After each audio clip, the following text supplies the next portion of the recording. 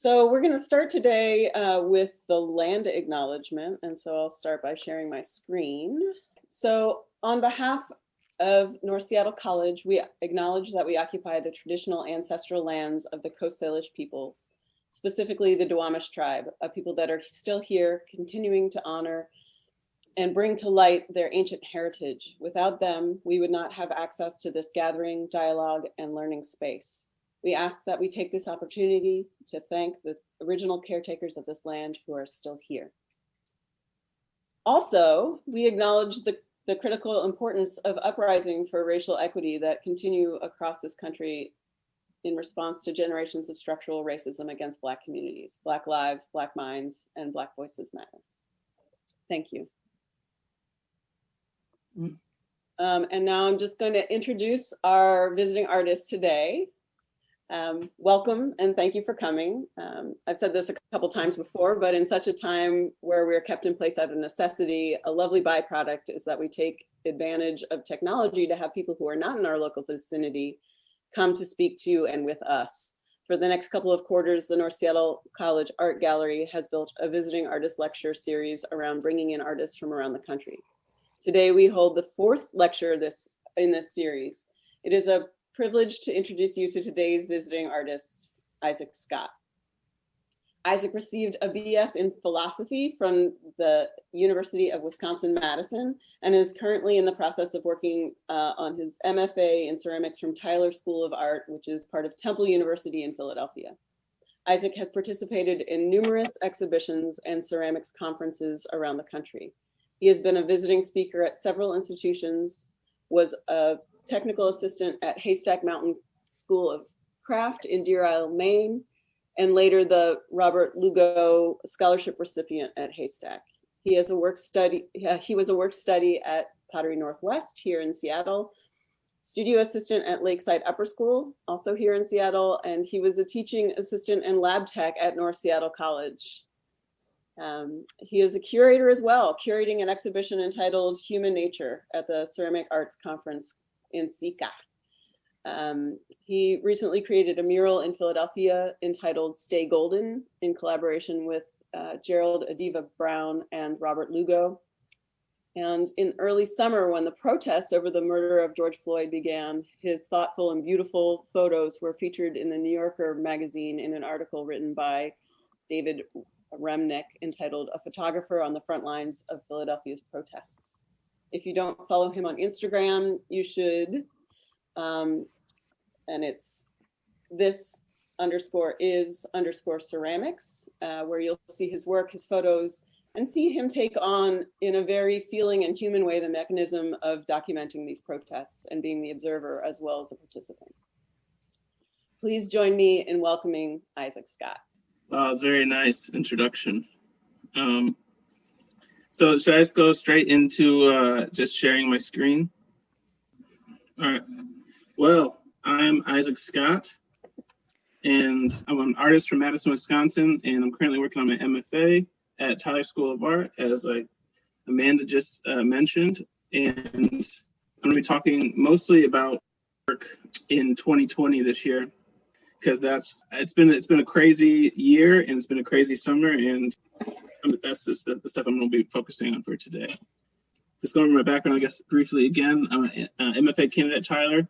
I did philosophy for my undergrad. A little tidbit about me is I did 4 years in the University of Wisconsin marching band, and I mostly worked outside of school for ceramics. I'm mostly self-taught high school, and I kind of just figured stay in the studio throughout my undergrad, and then after college as well.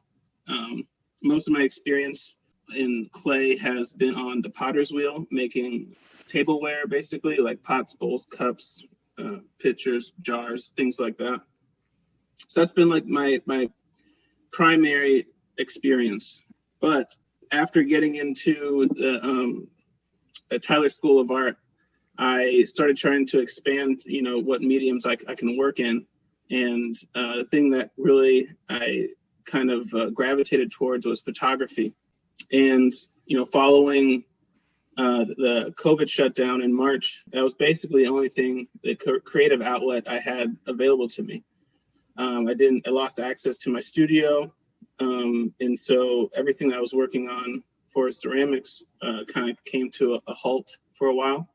And so I kind of just turned to photography, and I started going around my neighborhood and taking pictures of, I go on walks, I just take pictures of my environment. And, you know, Philadelphia is this like really like rugged yet, you know, beautiful city. There's a lot of really interesting architecture, a lot of kind of like rundown parts of the city that actually are, you know, really beautiful. There's covered in graffiti and rust and chipped paint. And I'd go down like different train tracks and different things like that. And you just find really interesting stuff. So then I started Instagram, and that kind of just became like kind of like my creative outlet and kind of kept me sane during the early days of the shutdown. And then, you know, after the murder of George Floyd, it kind of like, it took a turn because, you know, the uprising kind of like took hold and protests broke out all over the country. So then I just decided to bring my camera with me to the protests. And I just felt like I needed to document what was there. And really in the first day, it kind of just was like, I'm just leaving the house again, and I want to go bring my camera with me. Yeah, this picture right here is from June 3rd. And it's one of my favorite shots that I've taken for multiple reasons. The gaze of the young woman, you know, looking directly at the camera. One of the things that I love most about these kind of like, you know, covering protests and these like live action moments is, you know, these moments when people look directly into the camera and I catch it. It's like, it's really crazy because it's like they're looking, you know, through the camera, through time and space, you know, directly at the viewer. And you know, it's really like kind of like jarring, and she is like not messing around. Like she has this like really serious, you know, look on her face. And you know, another thing about it is the banner. It's like handmade, and I think it's a beautiful thing because it points to the role that artists play in this whole movement, and in the role that artists play in, you know, creating change in their communities, and you know what role we can play in you know, influencing, you know, our communities and influencing change in our country. Oh, and then also, just going back real quick, this, I might talk about this more later, but this picture was taken 2 days after an incident that happened on Interstate 676 in Philadelphia, where I got tear gassed and a bunch of other protesters got maced and tear gassed and shot with rubber bullets. And a section of the protesters got trapped on Interstate 676. And I'll talk about that more later, but this was like directly after that. So that's like another thing that this like was really poignant and like very direct to what had just happened to people, like, in the terms of like police brutality. So, you know, following the murder of George Floyd, I began documenting the protests. I really kind of started to see my role in the movement kind of take shape as someone who I can use like my art to amplify the voices and the stories that are happening, you know, on the front lines of the movement. I really am interested in trying to, you know, capture the energy of a moment, and then, you know, like I was saying, how that person's kind of like, they look through the lens, and, you know, they kind of can speak to the person on the other side of that, you know, that image, you know, days, months, years later, and how do I carry that image in you know, make this movement, this energy that is happening out on the front lines in the streets, and bring that into our everyday lives. You know, that's just something that I'm really going for. And then also I'm always thinking about, you know, what role am I playing out in the streets, and, you know, what role can we all play, and how does my photography interact in that? How am I relating the message, and how is that you know, inspiring other people to get involved, or think of different ways that they can play a role in creating change. So I mentioned I made an Instagram for my photography, and after I started covering the protest and taking pictures, someone from the New Yorker magazine noticed some of my images online, and they contacted me, and I ended up getting featured in the June 22nd issue of the New Yorker. And this was just like, a really crazy moment for me. It was definitely the biggest turning point in my career. And it was this incredible opportunity to give my firsthand account of what was happening on the front lines in Philadelphia. And it mostly just covered that very first week of protests. And I got 7 photos of my 7 full spreads of my photos in the New Yorker, and an article was written by David Remnick covering that first week of protests.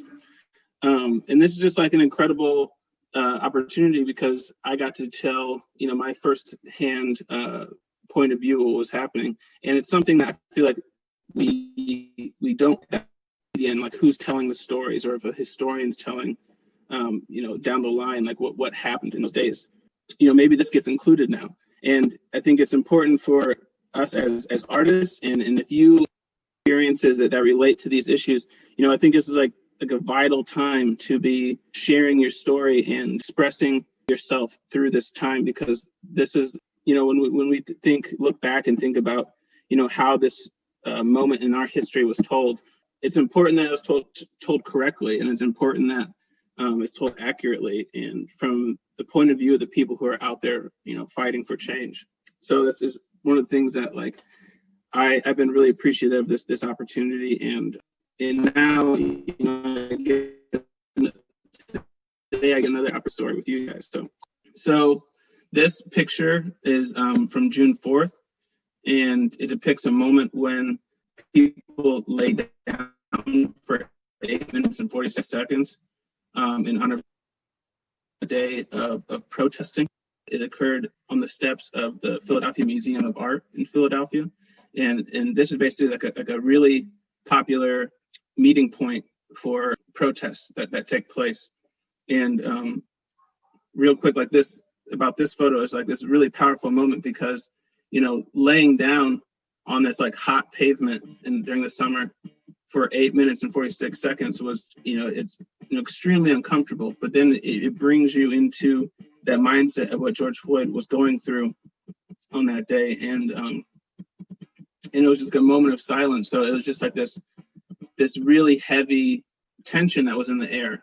And, a lot of people like got off the ground crying because they were so moved by, that moment, and that like moment of realization of like what he went through in that moment. So move on to the next one.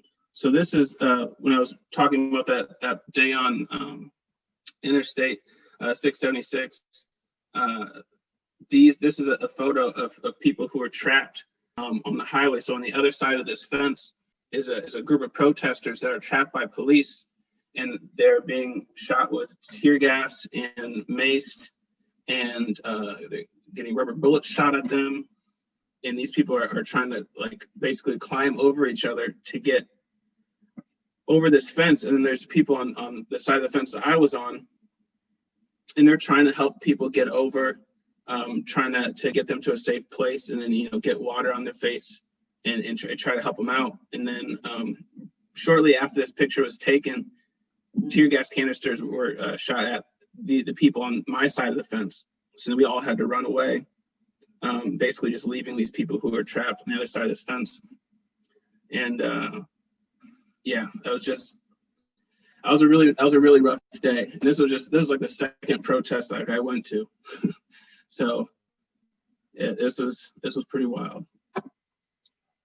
So this is from the first day of protests, and this is a state police car that was set on fire. This is May 30th, and it just kind of is emblematic of I guess the whole situation that was happening that week. It really felt like the whole country was, on fire that week.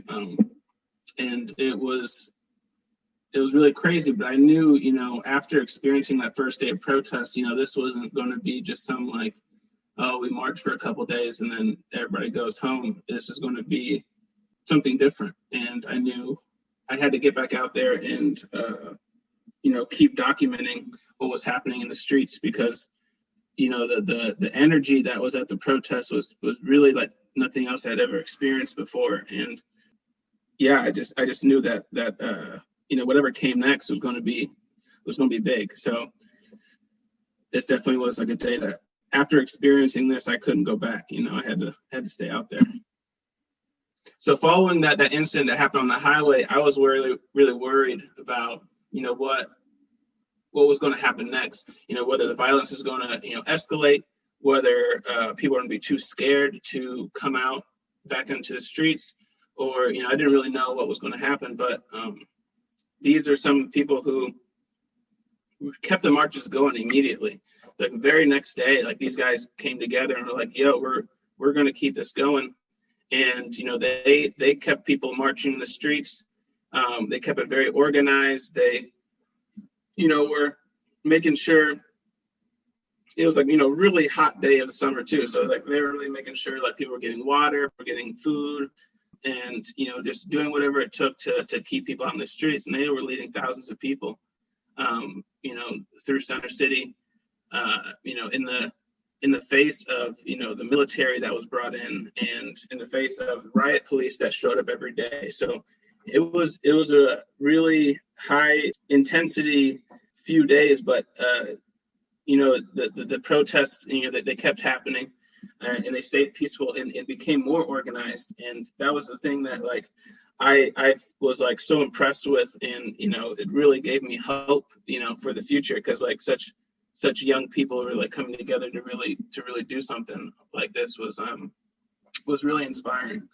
And I wanted to make sure I captured it and kind of put them in that place that, they deserve, really. Like, like shooting them at this low angle and making them look like these giants, these figures that, these powerful people, it's like, I feel like that's who like these guys really are. And it's exciting because these are the same people that are still out in the streets today, still fighting. So it's just been really amazing to see that growth in such a short period of time too. So this is the same, this is the first day of protest. And real quick, the story with these guys is this was like a big line of police in riot gear. And shortly before this, they were, down the street, like warming up, stretching their shoulders, getting ready to, bust all of our heads open. And they come charging into the crowd. And there's a line of bike cops that were, right here at the front. And the bike cops kind of like open up so these guys can just charge into the crowd that I was standing in.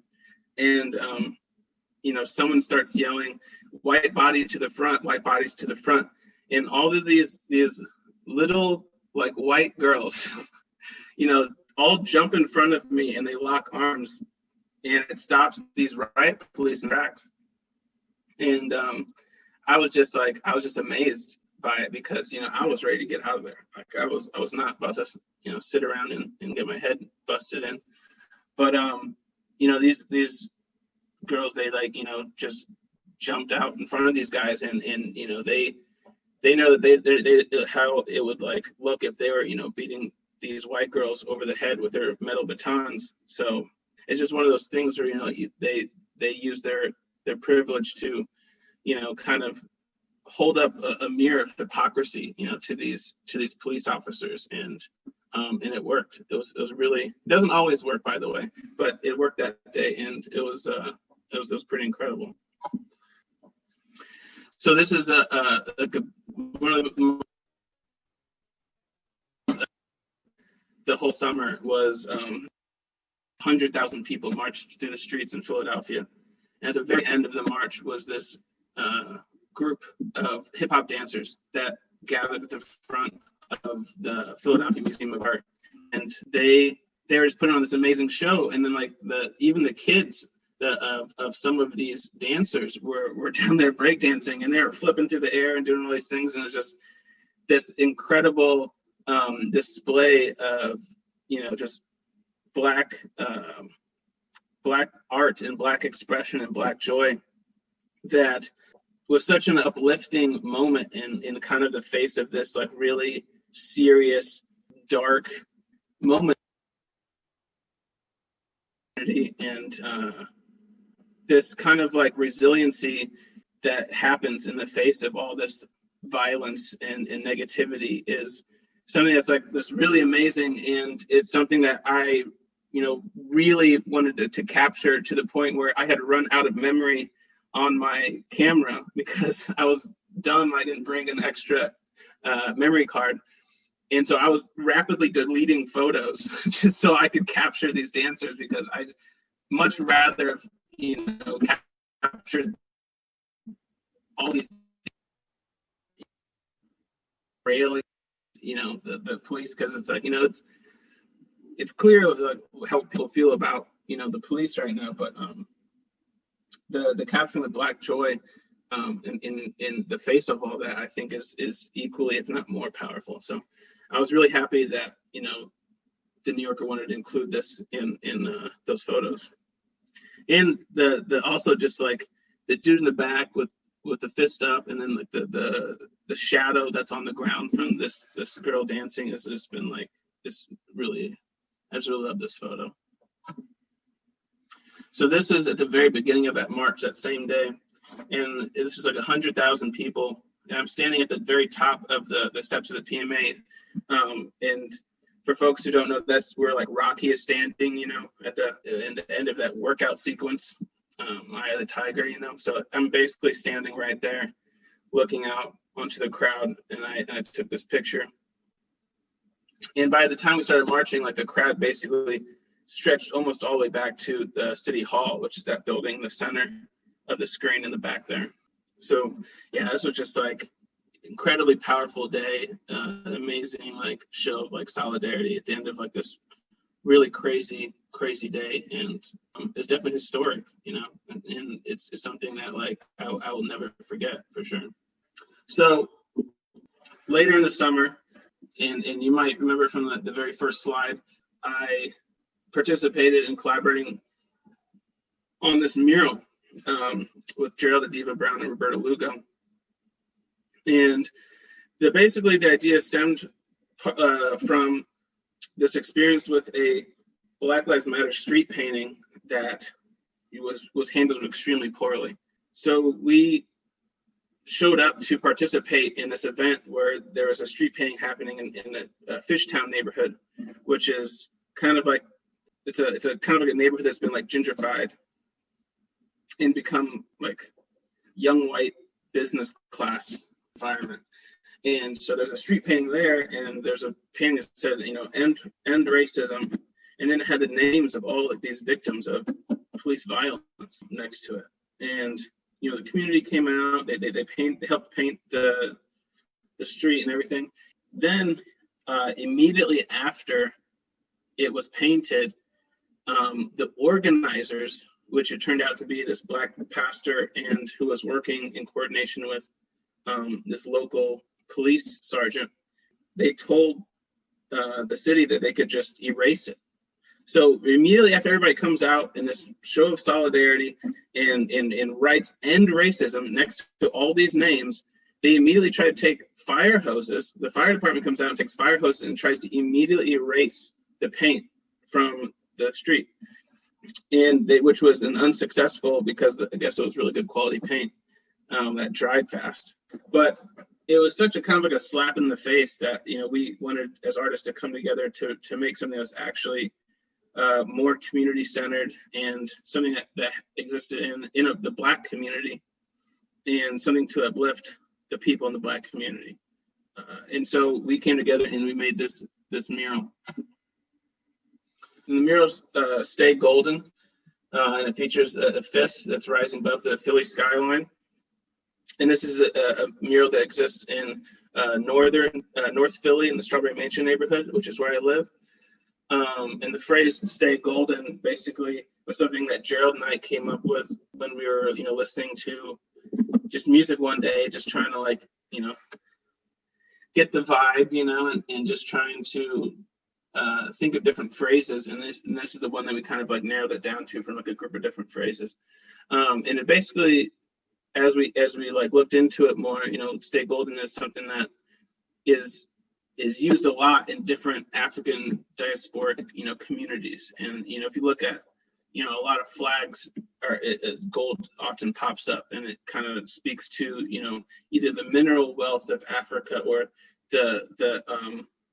or spiritual purity, or some kind of this inner wealth resilience that, people from, African diasporic communities have within them, through all these adverse situations that we're put in.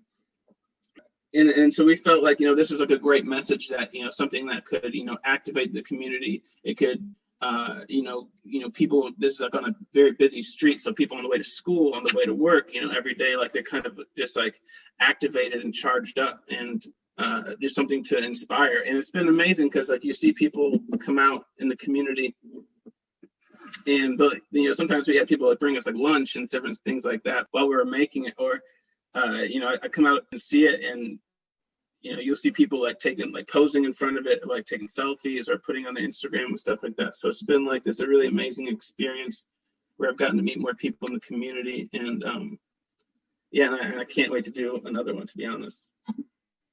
So this is just one picture of our team. That's not everybody that helped out, but we got a little budget from the Mural Arts program that sponsored this project. And we got to, pay other local artists, mostly people that, I've gotten to go to school with at Tyler, and, pay them to help out with painting the mural.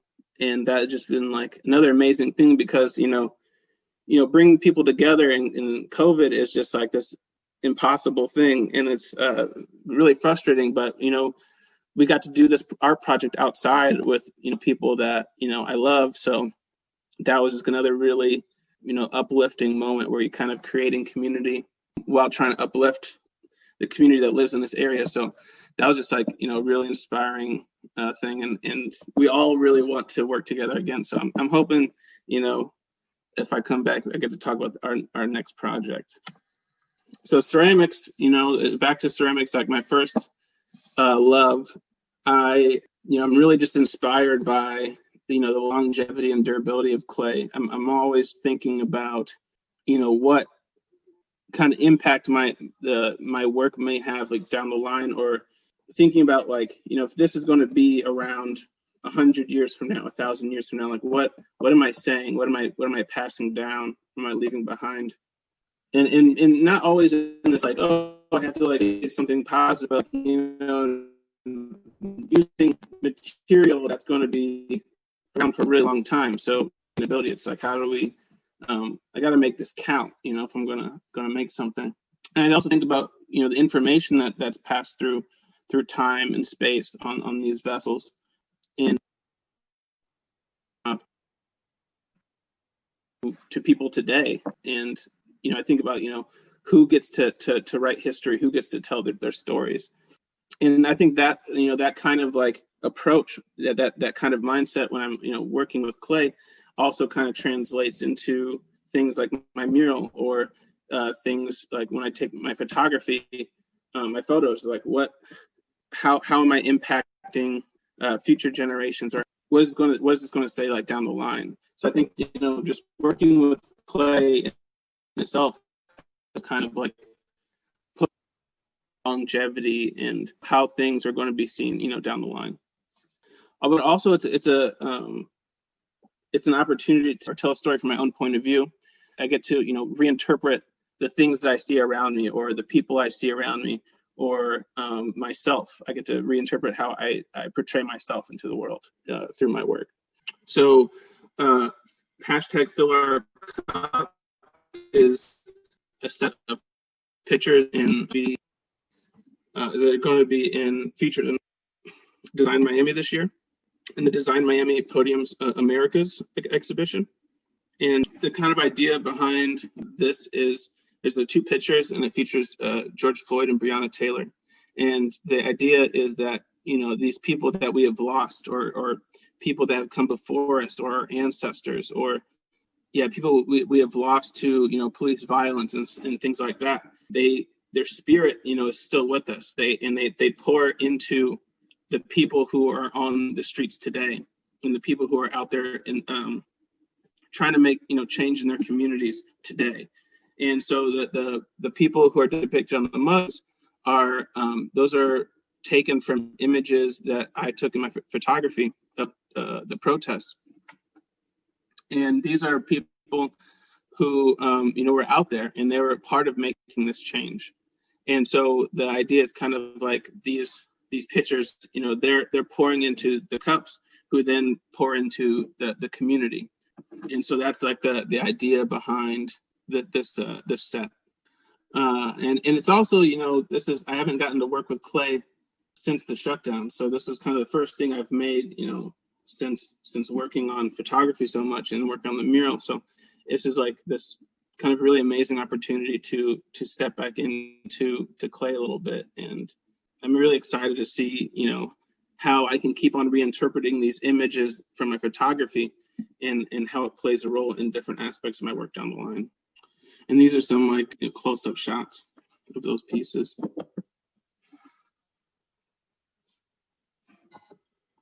And then, okay, so then lastly, this is a project that's like in process right now.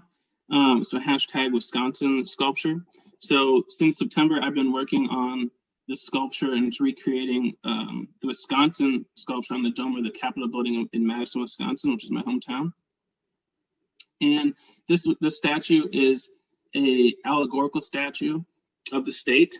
So it's a golden woman standing on top of the dome of the Capitol, and she has a globe with an eagle perched on it in her hand, and she's reaching forward. She's pointing forward, and the state motto is forward. And she has kind of this Greco-Roman, you know, style and dress on, and she's wearing a helmet. She's kind of like depicted as like Athena. And so I kind of wanted to like take the symbol of this, you know, kind of like white woman who is kind of standing in as the symbol of, you know, like representing me and my entire state, my entire city, my community. And I'm just thinking about, you know, when we see these allegorical statues around, you know, the country, they either represent like a state or an idea, such as like virtue or freedom or justice. And it's always usually just like a white woman, or maybe even a white guy. And they're always in Greco-Roman style, and they're kind of have these features that are kind of like the ideal beauty style of the Greco-Roman, you know, world. Kind of like these like old ideas that kind of come down in the art world. And so I wanted to recreate this sculpture using my little sister, Sophia. And I kind of want to play with, you know, what would it mean if, look, what is like today's style of a statue like that, or my own interpretation of a statue like that?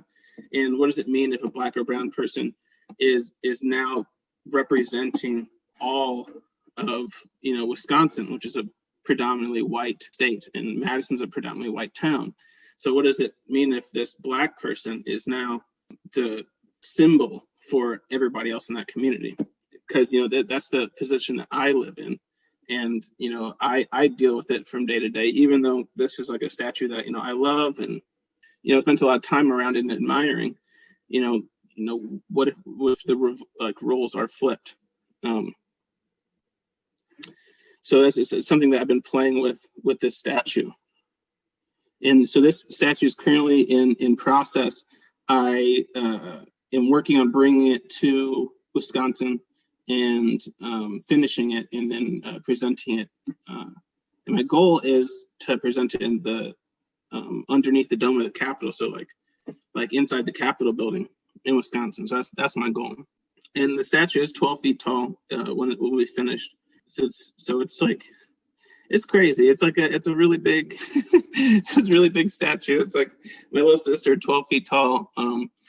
So it's kind of wild, but I'm really excited, and I can't wait to get this thing finished. So thank you guys. If you want to see more of my photography or ceramic work, or just know what I'm doing next, you can follow my Instagram, or check out my website. And one cool last thing too is this really cool thing about Philadelphia culture is something called the Concrete Cowboys, and these are people who have stables in in North Philly, a few blocks away from where I live actually, and it's just black cowboys, and they ride their horses just down the street like through town, and it's this really incredible cultural element in Philadelphia. And they had this ride out to vote thing that happened right before the election, and they actually stopped by our mural, and I got to take some photos of them. I actually ran outside barefoot. I was just like, oh my god. So I ran outside and got to take some pictures of these guys, and it was just really cool for them to come through and want to take pictures in front of the mural. So and that's basically it. And I guess I can take questions now. Amazing. Thank you so much. I'm sorry, my neck is I just spent so much time nodding that my neck is sore. That was amazing. Thank you. Do we have questions? I know there are a couple of questions in the chat. Yeah. Do you want to put them out with your own voices, or do you want me to read them? Because I will. So, okay, one person actually, at the crux of when you stopped talking about the photos and started talking about the ceramics, somebody asked, how will this series of civil documentation affect your future work, either through photographic or ceramic mediums, and will any of these images be incorporated in your ceramic image transferring? And yes, we saw that, but moving forward, what are your thoughts? Well, also I should mention the fist. The fist that's in the middle of that mural is also from a photo. So it's everywhere. It's another way. Yeah, so it's another way that these images keep on getting reinterpreted and repurposed for whatever the next project is. And and I wanted to start getting into film too. And start doing videos and stuff like that. So I'm not really sure exactly how it all is the photos are going to influence future work, but I'm just gonna keep on thinking through it. I mean, exactly how those were gonna end up in my ceramic work until I made that set of cups. So as long as it can renew that energy and keep that thing and keep that energy going, I'm going to keep on trying to use these photos, and who knows, I could be using these photos still 20 years from now. I'm not really sure, but every time I come back through them, there's something else that I see that I didn't see before that gets me excited again. So I'm excited to see how they continue to play a role in my work.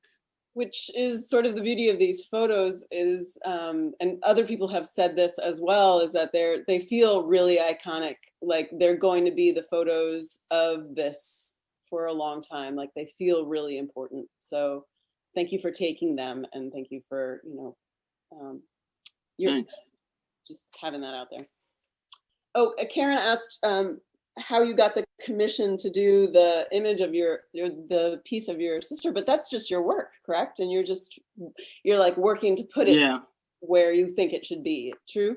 Or is it a commission? Or yeah, it's so a lot of it is just being ignorant and not knowing what I was getting myself into, and just being I'm gonna make this 12-foot sculpture of my sister, and my professors are looking at me like, are you? And I'm like, yeah. And then you run into all these technical roadblocks on the way, and I realized I had to use this whole steel structure to kind of hold up all this heavy ceramic pieces, and so I had to do a GoFundMe to raise all that money. So I raised a couple $1,000s on GoFundMe just so I could buy the steel and all the the parts that I needed to get it done. So I usually kind of have a big idea, and then I follow it, and then I run into this big roadblock, and then I have to just figure my way through it. But then it's like a really good learning experience too. So I learned a lot. And like the same thing with like I was talking before with Paula, the just like the giant head mold that I had to make to make that head was crazy. I made like a solid head. It was like hundreds of pounds of clay to make this like giant solid head. And then I'm trying to like lug this head or move it around and take it downstairs to the plaster room, and then pour this giant plaster mold. And then now it's like this giant heavy head now covered in heavy plaster that I have to get back upstairs to my studio.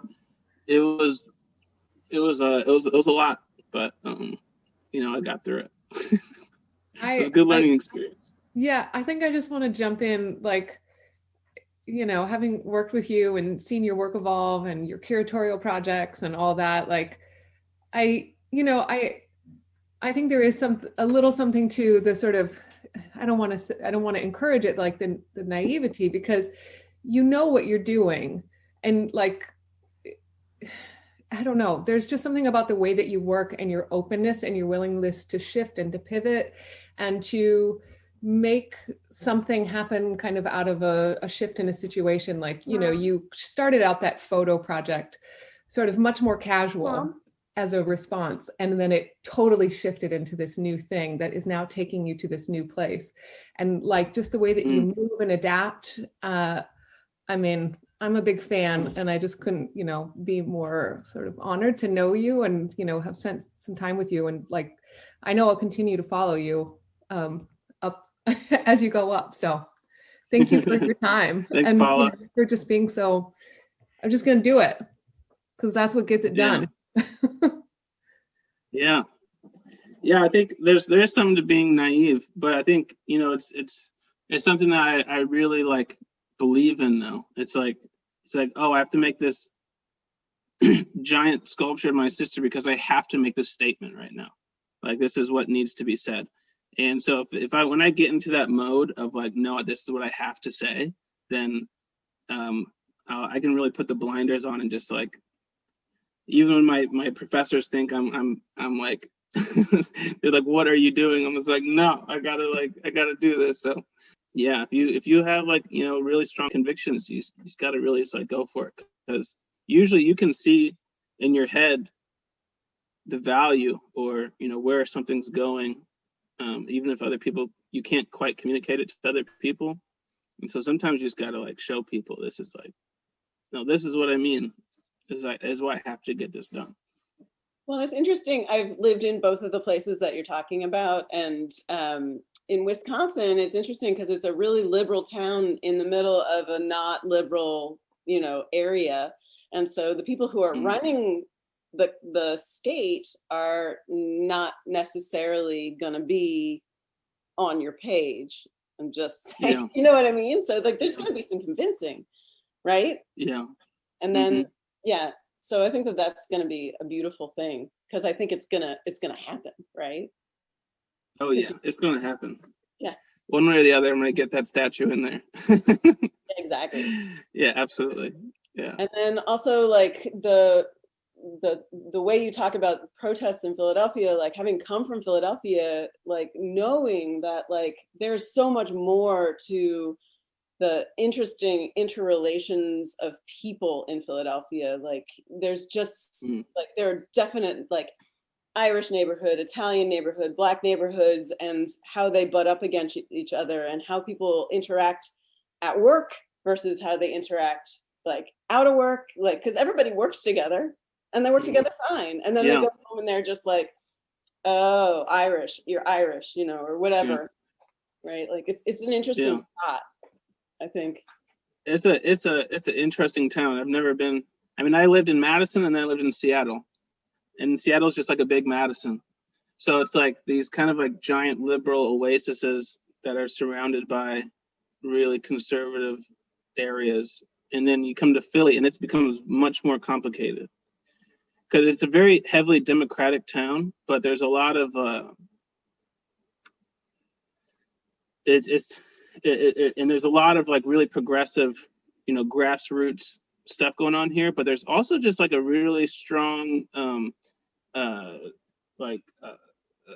culture of overt racism, corruption. corruption. Overt racism, but corruption that has existed in the local government and in the police force and all these things that have kind of created this like, and it's like the poorest major city in the country. So it's there's these really weird dynamics that happen in the city that that are very like very troubling. But it's also that it creates this like this incredible resiliency to the people here. You know, people are like hustlers and they work hard and they figure out how to get it done however they can get it done. And so there's kind of this really wildness to the city. Like there's people who are on like the concrete cowboys, or you got, you know, giant groups of people on dirt bikes just ripping through the middle of town and stuff. That's like there's things are happening all over, or someone just like has a barbecue like on the corner and they're just selling, you know, kebabs from their doorstep. You know, it's just like whatever needs to get done, people just figure out how to get it done here. And so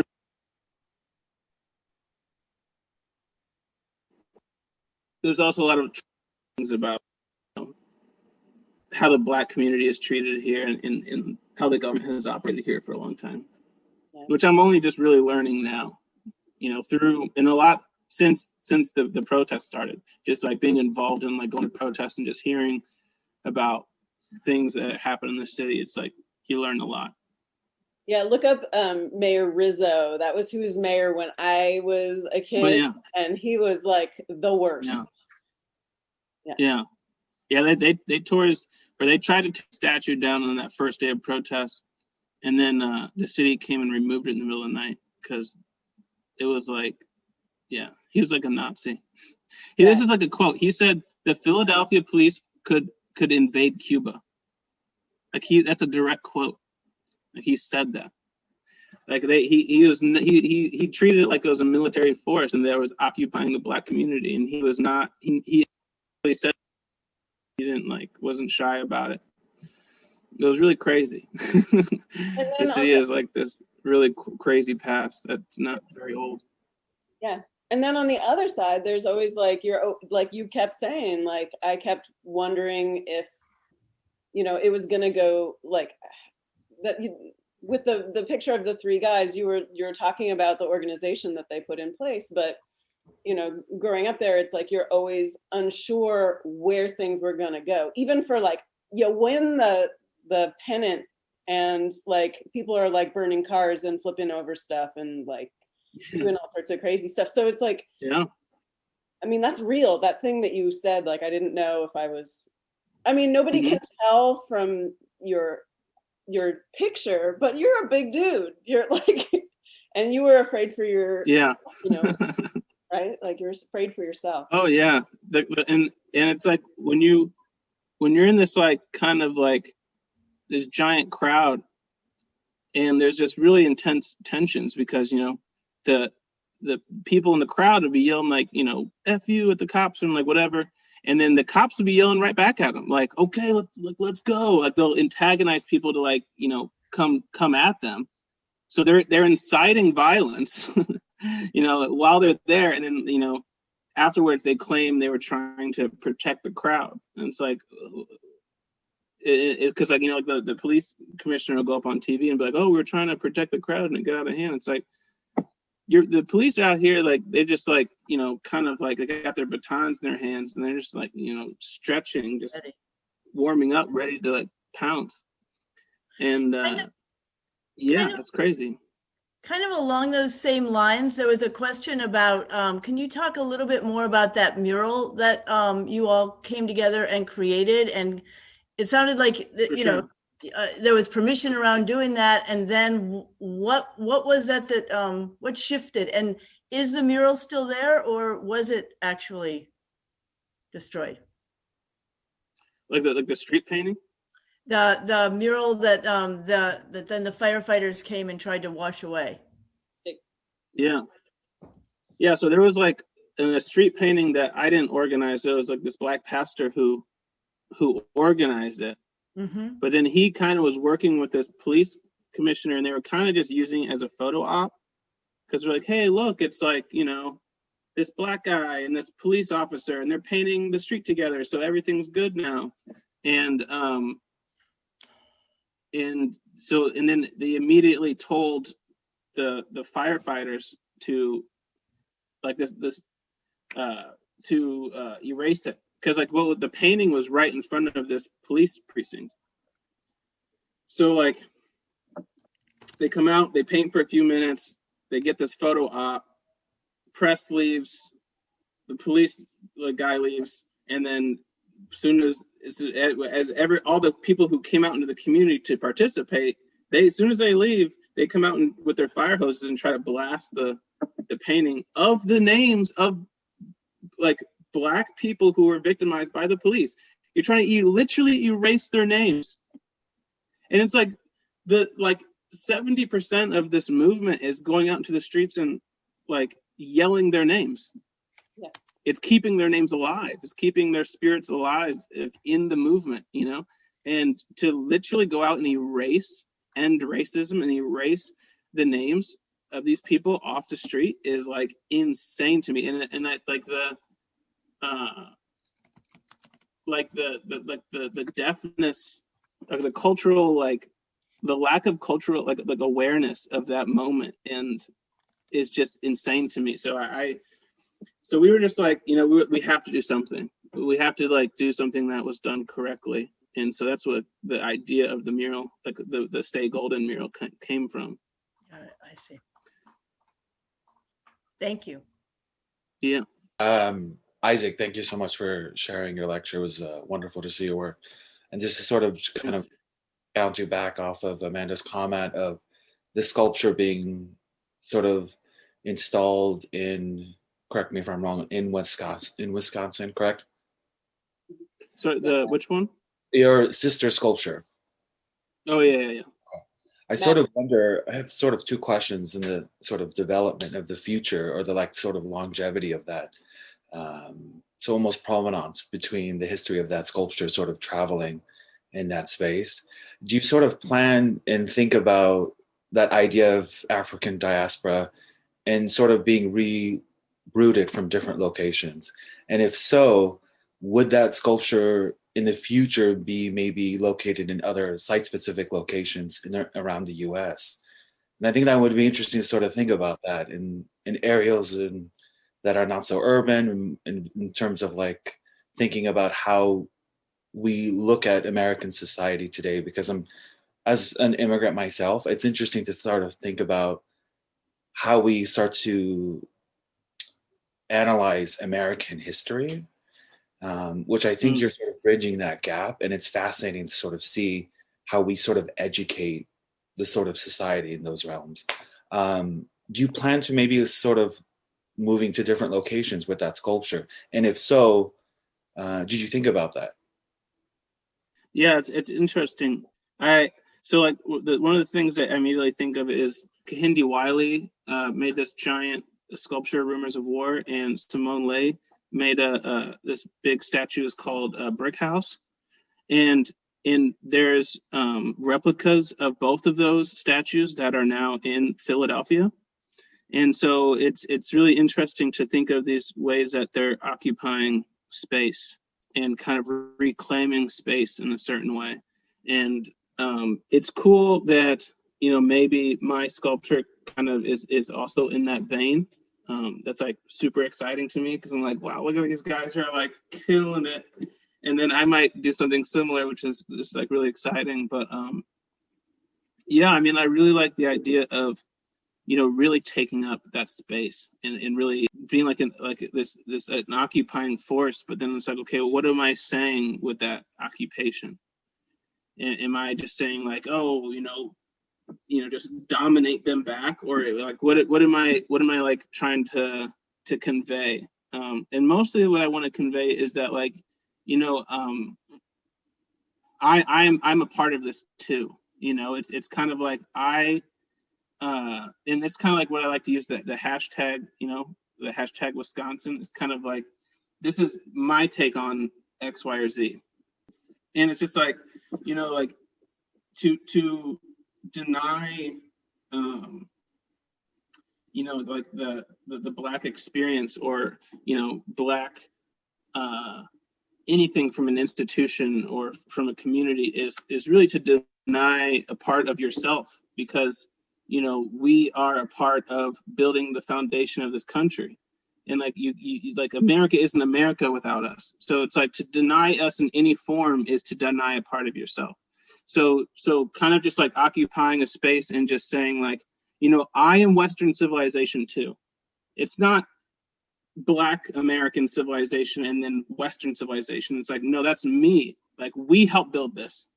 And it's like, in we're often the ones that are there to help fix it when it goes off the rails, you know? So it's like that sort of thing is just like, this is my take on my community. This is my take and my stance on, you know, what this place means to me. And that matters. And it's like, you don't get a say in whether that's true or not, you know?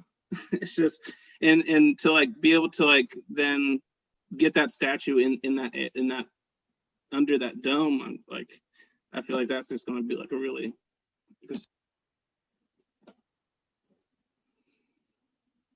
Great. Are there more questions, or? Good, dope question. That was a great question. I think there's a lot to that question. All right, what do you think? Does anybody else have things to say? Zola, you always do a great job in the chat. Isaac, we'll give you the chat so that you connect. We'll just send it to you. So you don't have to read it now. We can send it to you. But yeah, Zola's great with through it. Yeah, amazing. Cool. Thank you so much for talking to us.